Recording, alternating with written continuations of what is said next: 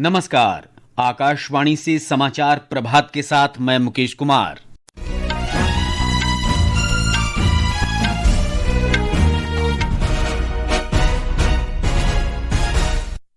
प्रधानमंत्री नरेंद्र मोदी ने युवा राजनयिकों से पोस्टिंग वाले देशों में जमीनी स्तर पर जुड़ने और स्थानीय समुदायों के साथ भारत के संबंध प्रगाढ़ करने का आह्वान किया। गृह मंत्री अमित शाह ने सभी एजेंसियों को घुसपैठ रोकने के लिए कड़े कदम उठाने के निर्देश दिए।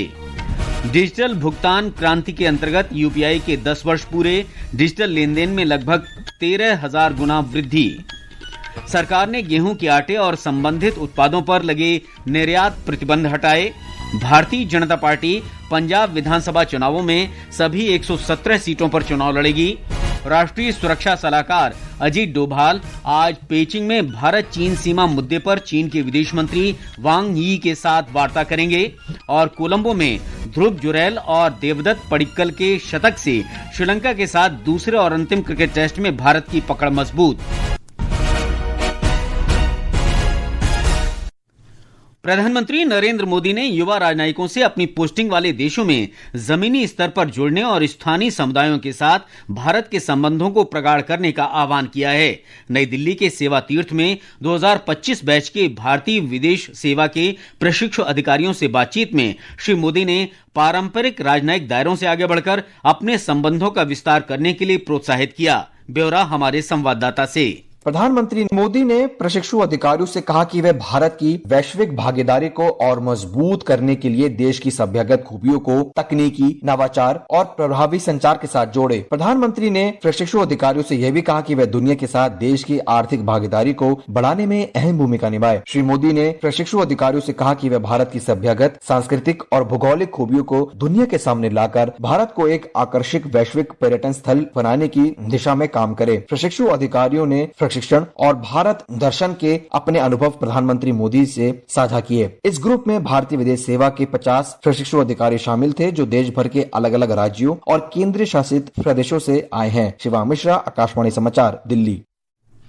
गृह मंत्री अमित शाह ने सभी सुरक्षा एजेंसियों को घुसपैठ रोकने के लिए कड़े कदम उठाने के निर्देश दिए हैं। श्री शाह ने कल नई दिल्ली में 9वें राष्ट्रीय सुरक्षा रणनीतिक सम्मेलन का उद्घाटन किया। एक रिपोर्ट। गृह मंत्री ने कहा कि विभिन्न राष्ट्रीय सुरक्षा चुनौतियों से निपटने के लिए मानक संचालन प्रक्रियाओं को तैयार करने के लिए सूचनाओं का AI आधारित विश्लेषण किया जाना चाहिए। सम्मेलन के पहले दिन राष्ट्रीय सुरक्षा के महत्वपूर्ण पहलुओं पर चर्चा हुई। इनमें आतंकवाद विरोधी चुनौतियों का सामना करने, बहु एजेंसी केंद्र के माध्यम से खुफिया जानकारी के एकीकरण, विश्लेषण और संचालन, मादक पदार्थों पर नियंत्रण के लिए एक रणनीतिक दस्तावेज, अवैध प्रवासियों का पता लगाकर उन्हें निर्वासित करने, साइबर अपराध से निपटने के लिए एक नीतिगत ढांचा और पाकिस्तान द्वारा परोक्ष युद्ध को लेकर चर्चा की गई। 2 दिन के इस सम्मेलन में देश भर से 850 से अधिक प्रतिभागी भाग ले रहे हैं। समाचार कक्ष से मैं मनोज। केंद्र सरकार ने पश्चिम बंगाल सरकार को नागरिकता संशोधन अधिनियम के अंतर्गत सुनवाई करने और पात्र आवेदकों को नागरिकता प्रमाण पत्र जारी करने का अधिकार दिया है। केंद्रीय गृह मंत्रालय ने इस संबंध में एक अधिसूचना जारी की है। मुख्यमंत्री शुभेंदु अधिकारी ने बताया कि लगभग 2,03,000 आवेदकों में से अब तक 23,000 लोगों को नागरिकता प्रमाण पत्र जारी किए जा चुके हैं। उन्होंने कहा कि शेष आवेदनों पर शीघ्र कार्रवाई की जाएगी। मुख्यमंत्री ने धार्मिक उत्पीड़न के कारण बांग्लादेश छोड़कर आए लोगों से नागरिकता के लिए आवेदन करने का आग्रह किया है। पश्चिम बंगाल सरकार आपात स्थिति से निपटने के लिए अग्निवीरों की भर्ती कर नए आपदा मोचन बल अर्जुन वाहिनी का गठन कर रही है। मुख्यमंत्री शुभेंदु अधिकारी ने कहा कि यह बल सितंबर से कार्य करना शुरू कर देगा। अब तक सैनिक बोर्ड के माध्यम से 200 कर्मियों का चयन किया जा चुका है। इनमें से 100 कोलकाता, 50 पहाड़ी क्षेत्रों और 50 समुद्र में तैनात किए जाएंगे। यूनिफाइड पेमेंट्स इंटरफेस यूपीआई ने डिजिटल भुगतान के क्षेत्र में बदलाव लाते हुए 10 वर्ष पूरे कर लिए हैं। ये भारत के डिजिटल भुगतान प्रणाली की रीढ़ बन गया है। 25 अगस्त 2016 को शुरू हुए यूपीआई के लेन देन की संख्या में लगभग 13,000 गुना वृद्धि हुई है। ये समाचार आकाशवाणी से प्रसारित किए जा रहे हैं। ताजा समाचार जानने के लिए आप हमारे news on AIR mobile app और social media handle x@AIR news Hindi को फॉलो कर सकते हैं। समाचार प्रभात में आपका फिर स्वागत है। सरकार ने गेहूं के आटे और संबंधित उत्पादों पर लगे निर्यात प्रतिबंध हटा दिए हैं। इससे आटा, मैदा, सूजी और अन्य गेहूं आधारित उत्पादों के विदेशी निर्यात का रास्ता खुल जाएगा।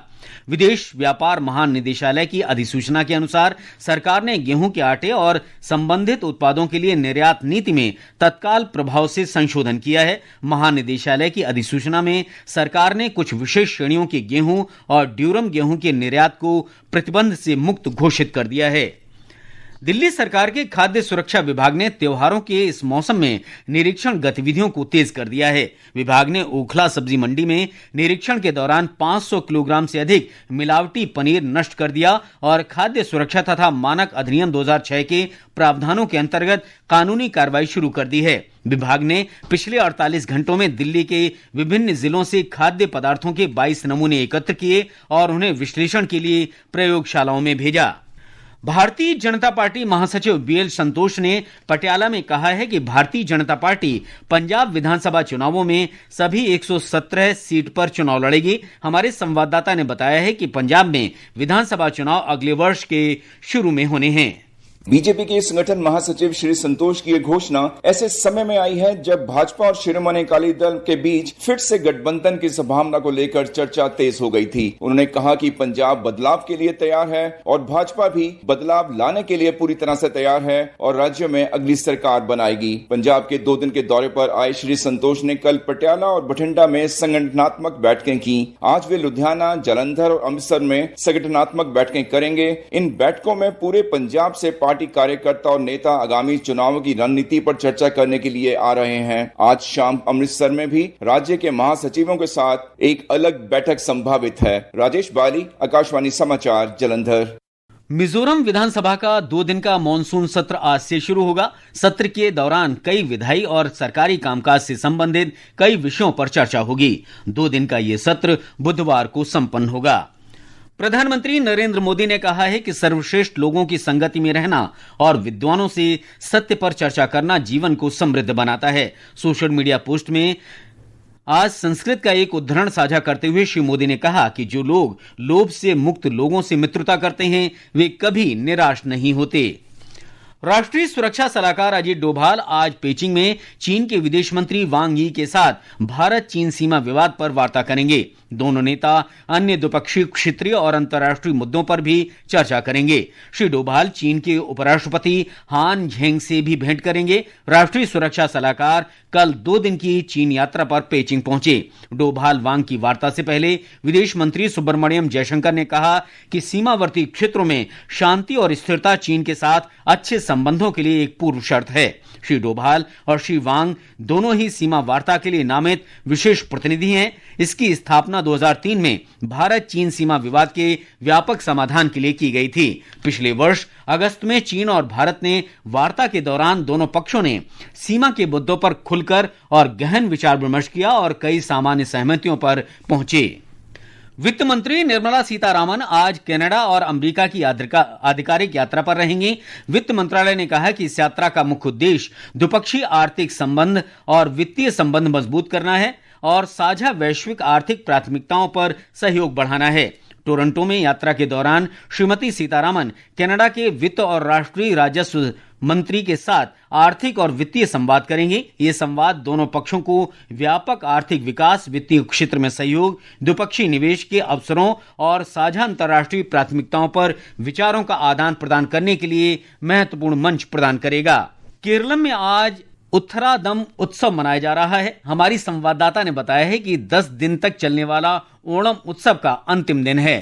उत्तराधम सिर्फ तिरुओणम से पहले का दिन ही नहीं है, बल्कि ये त्योहार की तैयारियों और आखिरी समय की खरीदारी करने का भी दिन है। पारंपरिक उत्तरादा पाशिल ने राज्य के बाजारों में रौनक ला दी है। घरों को रंग बिरंगे ओड़ा पूक्कलम फूलों की रंगोली से सजाया जा रहा है और साथ ही कल परोसे जाने वाले पारंपरिक ओड़ा साध्या ओणम के खास भोज की तैयारियां भी चल रही हैं। पूरे केरलम में कल से ओणम और पर्यटन सप्ताह समारोह शुरू हो गए हैं। तिरुवनंतपुरम और कई जिलों में इन समारोह के अंतर्गत कई तरह के सांस्कृतिक कार्यक्रम आयोजित किए जा रहे हैं। तिरुवनंतपुरम से स्मिति की रिपोर्ट के साथ समाचार कक्ष से मैं सरफिरोजी। मौसम विभाग ने छत्तीसगढ़ और मध्य प्रदेश में आज मूसलाधार वर्षा का ऑरेंज अलर्ट जारी किया है। विभाग ने उत्तर प्रदेश, बिहार, झारखंड, मध्य महाराष्ट्र, विदर्भ, पश्चिम बंगाल के हिमालय के तराई वाले क्षेत्रों, पूर्वोत्तर भारत, तमिलनाडु, पुदुचेरी, कराईकाल, तटीय कर्नाटक, केरलम और माहे में तेज वर्षा का अनुमान व्यक्त किया है। पूर्वी राजस्थान, उड़ीसा, आंध्र प्रदेश, अंडमान निकोबार द्वीप समूह, लक्षद्वीप और कर्नाटक में आज गरज चमक के साथ वर्षा की संभावना है। उड़ीसा में बंगाल की खाड़ी में सक्रिय कम दबाव का असर राज्य के कई हिस्सों में महसूस किया जा रहा है। एक रिपोर्ट। बंगाल की खाड़ी के ऊपर बना कम दबाव का क्षेत्र अभी भी सक्रिय है और उड़ीसा में मौसम पर इसका असर बना हुआ है। आईएमडी का कहना है कि आज से बारिश कम हो जाएगी, लेकिन 30 अगस्त तक बारिश जारी रहने की उम्मीद है। आज सुबह तक 6 जिलों के लिए ऑरेंज वार्निंग और 16 जिलों के लिए येलो वार्निंग जारी की गई है। बाढ़ से प्रभावित भद्रक और जाजपुर में लगातार बारिश और जल भराव के कारण एहतियात के तौर पर कई संवेदनशील स्कूल आज बंद रखे गए हैं। इस बीच अखवापदा में बैतरणी नदी अभी भी खतरे के निशान से ऊपर बह रही है। हालांकि जलस्तर में गिरावट देखी जा रही है। हीराकुद बांध के और गेट खोले जाने के कारण महानदी का जलस्तर बढ़ रहा है। वहीं जलका नदी भी खतरे के निशान से ऊपर बह रही है। प्रकाश दास, आकाशवाणी समाचार, भुवनेश्वर। बिहार में गंगा और अन्य प्रमुख नदियों का जलस्तर बढ़ने से पटना समेत कई जिलों में बाढ़ की स्थिति और गंभीर हो गई है। गंगा और इसकी सहायक नदियों के उफान से भागलपुर जिले के नवगछिया अनुमंडल के राघोपुर में रिंग बांध टूटने से बाढ़ का पानी गांव में फैल गया है। बेगूसराय जिले के झमटिया गांव के पास भी रिंग बांध करीब 30 फीट टूटने से कई पंचायतें बाढ़ से प्रभावित हैं। जल संसाधन विभाग की टीम बांधों की मरम्मत में जुटी है। इस बीच मुख्यमंत्री सम्राट चौधरी ने बाढ़ प्रभावित जिलों का हवाई सर्वेक्षण कर स्थिति का जायजा लिया है। मुख्यमंत्री ने प्रशासन को पूरी तत्परता के साथ राहत और बचाव कार्य संचालित करने के निर्देश दिए हैं। इधर गंगा के बढ़ते जलस्तर के बीच मुख्यमंत्री सम्राट चौधरी के आग्रह पर पश्चिम बंगाल सरकार ने फरक्का बैराज के सभी गेट खोल दिए हैं। सविता पारीक, आकाशवाणी समाचार, पटना। केंद्रीय शिक्षा मंत्री प्रहलाद जोशी ने कल एक वर्चुअल बैठक के दौरान विश्वविद्यालय अनुदान आयोग और अखिल भारतीय तकनीकी शिक्षा परिषद के अधिकारियों के साथ उभरती प्राथमिकताओं और रणनीतियों पर चर्चा की। श्री जोशी ने बताया कि चर्चा में खेलो इंडिया अभियान भी शामिल था। कोलंबो में भारत के श्रीलंका के साथ दूसरे और अंतिम क्रिकेट टेस्ट में पकड़ मजबूत हो गई है। खेल के दूसरे दिन कल ध्रुव जुरैल और देवदत्त पडिक्कल के शतक के बाद भारत ने पहली पारी 9 विकेट पर 503 रन बनाकर समाप्त घोषित कर दी। जवाब में श्रीलंका ने पहली पारी में दूसरे दिन का खेल समाप्त होने तक 2 विकेट पर 8 रन बना लिए थे। भारत श्रृंखला में 1-0 से आगे है। और अब आज के समाचार पत्रों की सुर्खियों के साथ हैं जया भारती। धन्यवाद मुकेश। प्रधानमंत्री नरेंद्र मोदी की सेवा तीर्थ में भारतीय विदेश सेवा के प्रशिक्षु अधिकारियों से बातचीत की खबर पर पंजाब केसरी ने लिखा है, राजनीतिक दायरे से आगे बढ़े डिप्लोमेट, तैनाती वाले देशों में जमीनी स्तर पर मजबूत जुड़ाव का आह्वान किया। जनसत्ता ने अभियान शीर्षक से लिखा है, प्रधानमंत्री राष्ट्रीय खेल दिवस से पहले युवाओं को करेंगे संबोधित। देश भर के युवा और खिलाड़ी अभियान में दिखेंगे एक साथ। आईआईटी, आईआईएम, एनआईटी और अन्य संस्थान होंगे शामिल। दैनिक जागरण के अनुसार 20 राज्यों में फैला साइबर ठगी का नेटवर्क ध्वस्त। विदेश भेजते थे रकम, 1 घंटे में 400 खातों में ट्रांसफर होती थी राशि। 27,850 करोड़ रुपए के लेन देन के सबूत मिले। जनसत्ता की सुर्खी है, मॉस्को में पुतिन से मिले विदेश मंत्री एस जयशंकर। व्यापार, ऊर्जा, उर्वरक और परमाणु सहयोग पर हुई बात। पत्र के अनुसार भारत और रूस के कई क्षेत्रों में द्विपक्षीय आर्थिक संबंध मजबूत करने और सहयोग बढ़ाने की दिशा में काम करने के कारण जयशंकर और पुतिन की बैठक महत्वपूर्ण है। अमर उजाला का शीर्षक है, कांदा एक्सप्रेस आज पहुंचेगी दिल्ली, कल से 35 रुपए किलो मिलेगा प्याज। दैनिक भास्कर के अनुसार मरीज के ट्यूमर से बनेगी वैक्सीन, शरीर खुद कैंसर कोशिकाएं ढूंढकर मारेगा। और अंत में मुख्य समाचार एक बार फिर। प्रधानमंत्री नरेंद्र मोदी ने युवा राजनयिकों से पोस्टिंग वाले देशों में जमीनी स्तर पर जुड़ने और स्थानीय समुदायों के साथ भारत के संबंध प्रगाढ़ करने का आह्वान किया। गृह मंत्री अमित शाह ने सभी एजेंसियों को घुसपैठ रोकने के लिए कड़े कदम उठाने के निर्देश दिए। डिजिटल भुगतान क्रांति के अंतर्गत यूपीआई के 10 वर्ष पूरे, डिजिटल लेन देन में लगभग 13,000 गुना वृद्धि। सरकार ने गेहूं के आटे और संबंधित उत्पादों पर लगे निर्यात प्रतिबंध हटाए। भारतीय जनता पार्टी पंजाब विधानसभा चुनावों में सभी 117 सीटों पर चुनाव लड़ेगी। और कोलंबो में ध्रुव जुरैल और देवदत्त पडिक्कल के शतक से श्रीलंका के साथ दूसरे और अंतिम क्रिकेट टेस्ट मैच में भारत की पकड़ मजबूत। इसके साथ ही समाचार प्रभात का ये अंक समाप्त हुआ। नमस्कार।